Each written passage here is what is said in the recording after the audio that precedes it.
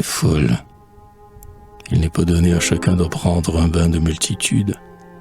Jouir de la foule est un art. Celui-là seul peut faire, aux dépens du genre humain, une ribote de vitalité, et qui une fée a insufflé dans son berceau le goût du travestissement et du masque, la haine du domicile et la passion du voyage. Multitude, solitude, termes égaux et convertibles pour le poète actif et fécond, qui ne sait pas peupler sa solitude, ne sait pas non plus être seul dans une foule affairée. Le poète jouit de cet incomparable privilège, qu'il peut s'aiguiser être lui-même et autrui.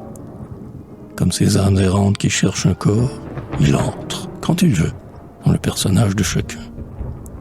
Pour lui seul, tout est vacant. Ici, de certaines places paraissent lui être fermées. C'est qu'à ses yeux, elles ne valent pas la peine d'être visitées. Le promeneur solitaire et pensif tire une singulière ivresse de cette universelle communion. Celui-là qui épouse facilement la foule connaît des jouissances fiévreuses, dont seront éternellement privés l'égoïste, fermé comme un coffre, et le paresseux, éterné comme un mollusque.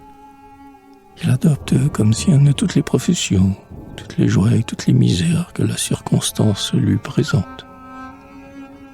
Ce que les hommes nomment amour est bien petit, bien restreint et bien faible, comparé à cette ineffable orgie, cette sainte prostitution de l'âme qui se donne tout entière, poésie et charité, à l'imprévu qui se montre, à l'inconnu qui passe. Il est bon d'apprendre quelquefois aux heureux de ce monde, ne fût-ce que pour humilier un instant leur soi orgueil, qu'il est des bonheurs supérieurs aux leurs, plus vastes et plus raffinés. Les fondateurs des colonies, les pasteurs de peuples, les prêtres missionnaires exilés au bout du monde connaissent sans doute quelque chose de ces mystérieuses ivresses.